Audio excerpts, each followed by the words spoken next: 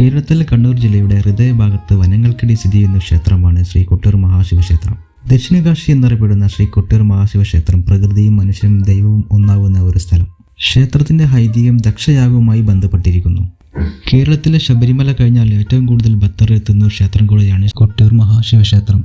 വയനാട് ജില്ലയോട് ചേർന്ന് കിടക്കുന്ന കൊട്ടിയൂരിൽ അക്കര കൊട്ടിയൂർ ഇക്കര കൊട്ടിയൂർ എന്നീ രണ്ട് ക്ഷേത്രങ്ങളാണുള്ളത്. മുളപ്പട്ടണം പുഴയുടെ കൈവരിയായ ബാവലിപ്പുഴ ഒഴുകുന്ന ഈ ക്ഷേത്രത്തെ ചുറ്റിയാണ്. ബാവലിപ്പുഴ കൊട്ടിയൂരിനെ രണ്ടായി വിഭജിച്ചു എന്ന് വേണമെങ്കിൽ പറയാം. പുഴയുടെ തെക്ക് ഭാഗത്ത് ഇക്കര കൊട്ടിയൂരും വടക്ക് ഭാഗത്ത് അക്കര കൊട്ടിയൂർ ക്ഷേത്രവുമാണ് സ്ഥിതി ചെയ്യുന്നത്. വൈശാഖ ഉത്സവം നടക്കുന്നത് അക്കര കൊട്ടിയൂർ ക്ഷേത്രത്തിലാണ്. അക്കര കൊട്ടിയൂർ ഉത്സവം നടക്കുന്ന സമയം ഇക്കര കൊട്ടിയൂർ പൂജകളൊന്നും തന്നെ ഉണ്ടാകുന്നതല്ല. ഇടവമാസം ചോതി മുതൽ മിഥുനത്തിലെ ചിത്തിര വരെ നീണ്ടു നിൽക്കുന്ന 28 ദിവസത്തെ ഉത്സവമാണ് ഇവിടെ നടക്കുന്നത്. മനുഷ്യന്മാരുടെ ഉത്സവവും ദേവന്മാരുടെ ഉത്സവം എന്നും രണ്ടായി തരംതിരിച്ചിട്ടുണ്ട്.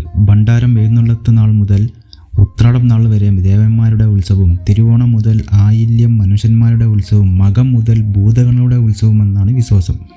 ഉത്സവ സമയത്തെ പൂജകൾക്ക് ഒരു പ്രത്യേകതയും ഉണ്ട്. ഇവിടുത്തെ പൂജകൾ ഒരിക്കലും പൂർത്തിയാകാറില്ല. 28 ദിവസത്തെ ഉത്സവം കഴിയുമ്പോൾ പൂജകൾ കഴിയാൻ പാടില്ലത്രയും. അങ്ങനെ ഓരോ കൊല്ലവും ബാക്കിയായ പൂജകളിൽ നിന്നാണ് തുടർന്നുള്ള വർഷങ്ങളിൽ ഉത്സവം ആരംഭിക്കുന്നത്. കേരളത്തിൽ നിന്നും മാത്രമല്ല ഭക്തർ ഇവിടെ എത്തിച്ചേരുന്നത്. തമിഴ്നാട്, കർണാടക, ആന്ധ്ര എന്നിവിടയിൽ നിന്നും ഭക്തർ അനേകം ഇവിടെ എത്തിച്ചേരാറുണ്ട്. ആചാരങ്ങളിലും അനുഷ്ഠാനങ്ങളിലും കേരളത്തിലെ മറ്റു ക്ഷേത്രങ്ങളിൽ നിന്നും തികച്ചും വ്യത്യസ്തമാണ് കൊട്ടിയൂരിൽ. പുരാണങ്ങളോളം തന്നെ പഴക്കമുള്ളതാണ് കൊട്ടിയൂരിൻ്റെ ചരിത്രവും. ദക്ഷൻ്റെ യാഗഭൂമിയായിരുന്നു കൊട്ടിയൂർ. ദക്ഷൻ്റെ സമ്മതമില്ലാതെയാണ് പരമശിവനെ സതീദേവി വിവാഹം ചെയ്തത്. പുത്രിയായ സതീദേവിയും ശിവനെയും അപമാനിക്കുക എന്ന ഉദ്ദേശത്താൽ സതിയുടെ പിതാവ് ദക്ഷൻ ഒരു യാഗം നടത്തി. ശിവനെയും സതിയെയും ഒഴികെ ഈ 14 ലോകത്തെ എല്ലാവരെയും ദക്ഷൻ യാഗത്തിന് ക്ഷണിക്കുകയും പിതാവിനോടുള്ള സ്നേഹം മൂലം സതി യാഗത്തിൽ പങ്കെടുക്കാൻ എത്തി. എന്നാൽ യാഗത്തിൽ പങ്കെടുക്കേണ്ടെന്ന് പറഞ്ഞു ശിവൻ സതിയെ വിലക്കിയിരുന്നു. അവിടെ പോയാൽ അപമാനിക്കപ്പെടുമെന്നും അപമാനിക്കപ്പെട്ടാൽ തിരിച്ച് കൈലാസത്തിൽ പ്രവേശിക്കരുതെന്നും ശിവൻ പറഞ്ഞിരുന്നു. ശിവന്റെ വാക്കുകൾ അവഗണിച്ച് പുറപ്പെട്ട സതീദേവി യാഗത്തിലെത്തി. എന്നാൽ പിതാവായ ദക്ഷൻ ഉൾപ്പെടെ ആരും തന്നെ പരിഗണിച്ചില്ല. മാത്രമല്ല അപമാനിക്കുകയും ചെയ്തു. അതൊന്നും കാര്യമാക്കാതെ സതീദേവി അവിടെ ഇരുന്നു. യാഗത്തിൽ തന്റെ ഭർത്താവായ ശിവനെ വിളിക്കാത്തതിൽ സതീദേവി ചോദ്യം ചെയ്തു. ഇതിനെയും അവർ പരിഹസിക്കുകയാണ് ഉണ്ടായത്. യാഗത്തിനിടയിൽ ശിവനെ അപമാനിക്കപ്പെടുന്നതിൽ സഹിക്കവയ്യാതെ സതീദേവി അപമാനഭാരം മൂലം യാഗാഗ്നിയിൽ ചാടി ജീവനൊടുക്കി. ഇതറിഞ്ഞ ശിവൻ കോപാഷ്ടനായി. കോപത്തിന്റെ ആധിക്യം മൂലം തന്റെ ജട പറിച്ച് നിലത്തെറിഞ്ഞു. ഇതിൽ നിന്നും ഉഗ്രരൂപയായ വീരഭദ്രൻ ജനിച്ചു. വീരഭദ്രൻ യാഗഭൂമിയിൽ എത്തുകയും അവിടെയാകെ അക്രമം അഴിച്ചുവിടുകയും യാഗഭൂമിയിലുണ്ടായിരുന്നവരെ ആക്രമിക്കുകയും ചെയ്തു. കൂടാതെ ശിവന്റെ ഇഷ്ടം നിറവേറ്റാനായി വീരഭദ്രൻ ദക്ഷന്റെ ശിരസ് അറുത്തെടുക്കുകയും ചെയ്തു.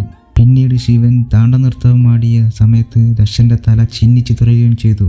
ബ്രഹ്മാവിന്റെ പുത്രനായ ദക്ഷനെ പുനർജീവിക്കാൻ വിഷ്ണുവും ബ്രഹ്മാവും ഇന്ദ്രനും ഉൾപ്പെടെ ദേവീദേവഗണങ്ങൾ ശിവന്റെ അടുത്തെത്തുകയും അവരുടെ അഭ്യർത്ഥന മാനിച്ച് ശിവൻ ശാന്തനായി പുനർജീവിപ്പിച്ചു. തല ചിന്നിച്ചിതറിയ കാരണം ആടിന്റെ തല ചേർത്ത് വെച്ചാണ് ജീവൻ തിരിച്ചു നൽകിയത്. പിന്നീട് യാഗമുടങ്ങിയ ഭൂമിയിൽ ഒരു ശിവലിംഗം സ്വയംഭൂവായി ഉയർന്നു. ശിവന്റെ സാന്നിധ്യം കണ്ട് അതിനെയാണ് ഇവിടെ ആരാധിക്കുന്നത്. ഇതുതന്നെയാണ് ഉത്സവത്തിന് പിന്നിലുള്ള ഒരു ഐതിഹ്യം. യാഗം മുടങ്ങിയതിനാൽ ഉപേക്ഷിക്കപ്പെട്ട ഒരു സ്ഥലമായി അവിടെ മാറി. കാലങ്ങൾ പോയപ്പോൾ ഒരു കൊടും കാടായി മാറുകയും കുറിച്ചി വിഭാഗത്തിൽപ്പെട്ടവരുടെ വാസസ്ഥലമായി മാറുകയും ചെയ്തു. ഒരിക്കൽ അമ്പിന് മൂർച്ച കൂട്ടാൻ എത്തിയ കുറിച്ചി വിഭാഗം അവിടെ കണ്ട ഒരു കല്ലിൽ അമ്പുരിച്ചപ്പോൾ കല്ലിൽ നിന്നും രക്തം വരുന്നത് കണ്ടു.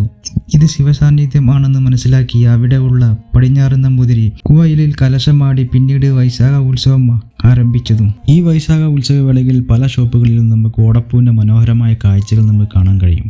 ദർശനം കഴിഞ്ഞു പോകുന്ന ഭക്തർ ഒരു പൂവെങ്കിലും മേടിച്ച് വീട്ടിൽ പോകാറുള്ളൂ. ഈ ഓടപ്പൂവിലും ഒരു ഐതിഹ്യമുണ്ട്. വീരഭദ്രൻ യാഗശാലകളിൽ ദക്ഷന്റെ ദീക്ഷ കാറ്റിൽ പറത്തുകയുണ്ടായി. ഈ ദീക്ഷയാണ് ഓടപ്പൂവെ പ്രതിനിധാനം ചെയ്യുന്നത്. ഓടപ്പൂ വീട്ടിലും വാഹനങ്ങളും തൂക്കുന്നത് സർവ്വ ഐശ്വര്യവും വന്നുചേരുമെന്നാണ് വിശ്വാസം.